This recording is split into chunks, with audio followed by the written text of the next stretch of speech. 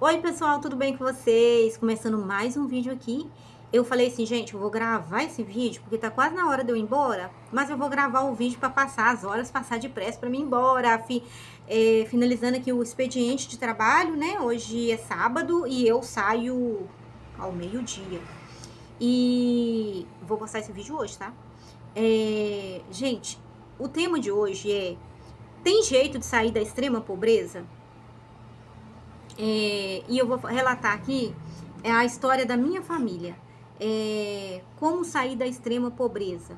Então, gente, eu sou de Belo Horizonte, meus pais também, nós morávamos, hoje não mais, mas nós morávamos lá em Belo Horizonte, no bairro Serra. A gente morava ali perto do Parque das Mangabeiras, perto ali onde que é o Minas 2. E nós, lá em casa, de irmãos, nós somos 4, tá? E meu pai e minha mãe, né? 4, 5, 6. Ao todo, 6 pessoas, né? Aí, pessoal, a gente morava de aluguel, pagávamos aluguel e uma vida muito miserável mesmo. A ponto, gente, de nós não ter pão de manhã. Nossa, minha infância sem pão, gente. Nós comíamos, no lugar do pão, a gente comia farinha com café. E no almoço era arroz e feijão. E no jantar, arroz e feijão. E tinha café da tarde? Não, só tinha um café. Se quisesse, podia comer ali a farinha junto com o café de novo.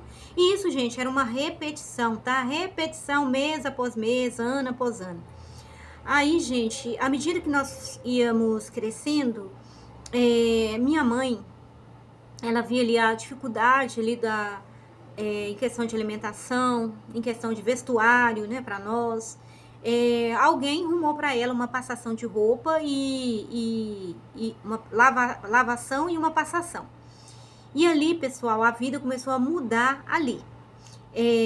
Meu pai trabalhando, né, pagando o aluguel e comprando comida. Gente, eu me lembro até hoje, era tipo assim, ó. Deixa eu coisar aqui. Era uma caderneta. Meu pai comprava as coisas no boteco e lá o homem do boteco anotava tudo assim, ó. Aquele tanto de coisinha que ele comprava no boteco, gente. Só assim, arroz, fubá, feijão, um óleo. Só. E aí, pessoal, e sabão pra lavar roupa, né? E aí, pessoal, o que acontecia? A vida muito dura, muito difícil, muita miséria. Aí eu falei, minha mãe conseguiu lavar e passar, né? Um dia ela ia lavar, outro dia ela ia passar. E naquela época, gente, o patrão é que definia o que ele queria pagar por funcionário, principalmente na área doméstica, né? Então ali aquelas mulheres decidiu o quanto ela iria pagar minha mãe. E com o dinheirinho que ela pagava minha mãe, que era o dia, minha mãe podia comprar para nós, gente. Nós ficávamos muito felizes quando minha mãe ia trabalhar, porque a gente sabia que ela ia poder comprar o pão pra gente. Só que o pão, gente, não era um pão novo. Naquela época, quem morava assim nas favelas, como a gente, né? Para conseguir comprar um pão, pelo menos as pessoas em minha volta ali, para comprar pão tinha que acordar 4 horas da manhã, descer a favela, né? E ir para as padarias, né? Para poder conseguir fazer uma fila, porque já tinha muitas pessoas, né, que também viviam na mesma situação que a nossa, que para eles conseguir comprar o pão, gente, era pão dormido de dias. Os donos das padarias iam juntando ali aqueles pães, ia fazendo sacos, e tinha que chegar bem cedo para conseguir comprar um saco de pão bem velho, gente, mas bem velho mesmo. O bolo que vinha era duro, o pão de queijo era duro, o pão era muito duro, mas para nós não tinha coisa melhor. A gente amava aquele pão velho. Aí da farinha, a gente passou a comer o pão velho, a gente molhava ele no café para ele amolecer, e ali foi assim um bom período de tempo a gente comendo dessa forma. Só que daí, a minha mãe era uma funcionária assim muito boa, a patroa dela foi indicando ela para outras pessoas. E aí a minha mãe, que trabalhava 2 vezes só, a minha mãe passou a trabalhar 5 dias, gente. Ela trabalhava de segunda a sexta-feira. E nessa que ela trabalhava de segunda a sexta, lembrando que As patroas que definiam a quantidade de dinheiro que ia pagar ela, tá? Não era o salário que eu, por exemplo, hoje eu chego, se eu for trabalhar, eu chego no lugar e falo quanto que eu quero cobrar pelo meu trabalho, né? Lá não.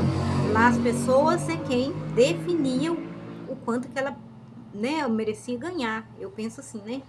E mas mesmo assim, gente, minha mãe foi trabalhando ali, foi ajudando meu pai. E lá na casa dessas pessoas, ela conheceu uma patroa que falou para ela, Penha, guarda um dinheirinho na poupança, tira um pouquinho e vai guardando. Aí essa patroa apresentou para ela o Banco Bradesco na época, né? Minha mãe não sabia nada, gente, não entendia nada de guardar dinheiro, de banco, enfim. Essa patroa dela ensinou para ela tudo direitinho o que ela deveria fazer para poder fazer uma poupança. E falou para minha mãe que para ela guardar esse dinheirinho para no futuro ela poder comprar um lote para poder ela fazer. Na época nem era lote, gente, falava área, porque era uma área na favela.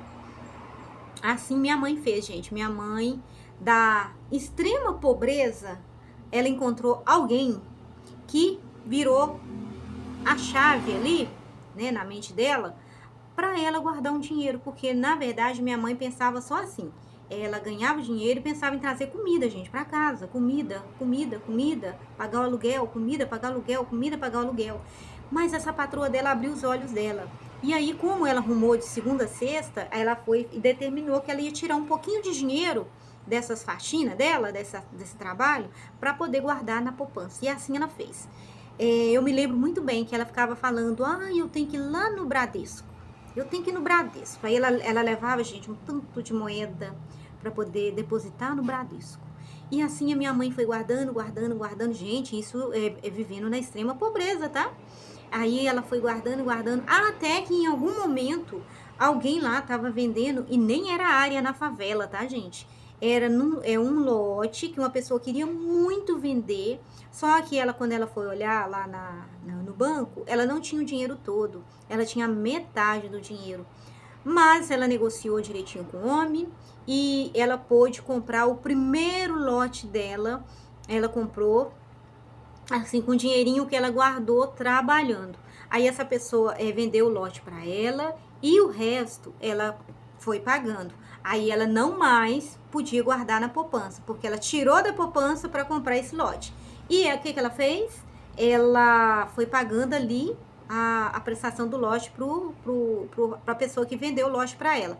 Gente, aí rapidinho ela conseguiu finalizar ali rapidinho não, gente, durou ali mais ou menos um ano ali, ela pagou ele, e o lote que ela comprou, gente, era um lote assim, longe, a gente ria bastante, que falava assim, era longe de tudo, não tinha casa perto, não tinha água, não tinha luz, não tinha nada, absolutamente nada. E ela comprou esse lote, pagou esse lote ainda ficou um tempo, um período ainda. Depois, quando ela soube que ia chegar a água, aí eles animaram, e aí meu pai e ela resolveram construir uma casinha bem pequenininha, construíram, assim pôde sair do aluguel. A partir do momento que saiu do aluguel, aí a vida começou a fluir melhor.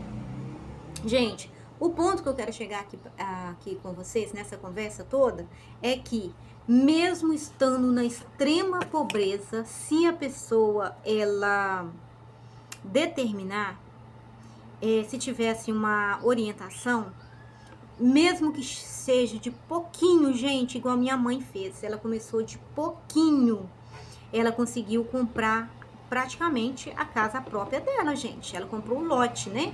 Ela comprou o lote, olha que ela não comprou à vista, mas mesmo assim ela continuou com a mesma disciplina.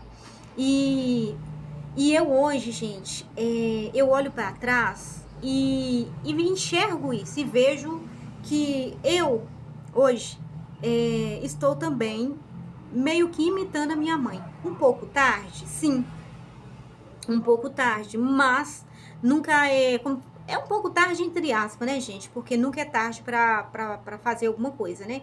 É tarde só se a gente morrer.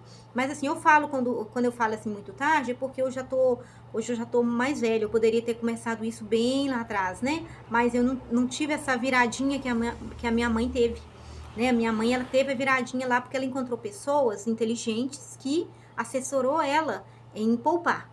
Mas hoje eu olho para trás e vou carregar isso para a vida e ver isso como exemplo, para mim hoje também dar continuidade. Por isso que hoje também, gente, eu tô me esforçando para mim guardar o meu. Todos os dias eu luto bastante para me poder poupar o meu. E lembrando aqui da história da minha mãe, vai me dar mais força ainda, né? E sim, pessoal, quem tá na extrema pobreza, ele pode sair sim, se ele tiver boa vontade, se ele se esforçar, né?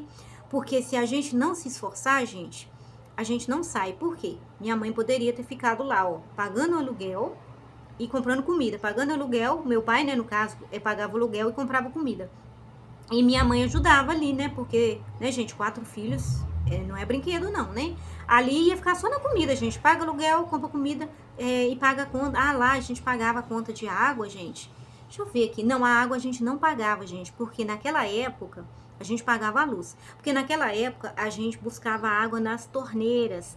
Quem aí, deixa no comentário aí se algum dia alguém for ver esse vídeo, quem aí lembra, quem morou na favela, tá, gente? Tô falando aqui para um público que morava na favela, que para ter água, a água era de graça. A água nós tinha que buscar nas torneiras, que era espalhada nas favelas, gente. Às vezes a torneira era tão longe, a gente ia buscar água tão longe para chegar em casa e jogar ela toda fora. Então a água a gente não pagava, pagava só a luz, né, pro morador. A água a gente tinha que ir buscar nas torneiras espalhadas nas favelas. Então, gente, é isso. Dá sim, se esforçar, dá para sair da extrema pobreza sim, se esforçar, se lutar muito, se guardar e tiver disciplina, consegue sair sim. Pessoal, eu acho que já deu a hora de eu ir embora. Eu vou finalizar o vídeo por aqui. Se vocês gostarem, positiva, se inscreva. E até o próximo, se Deus quiser. Contei aqui um pouquinho da minha história, tá bom? Beijo, tchau!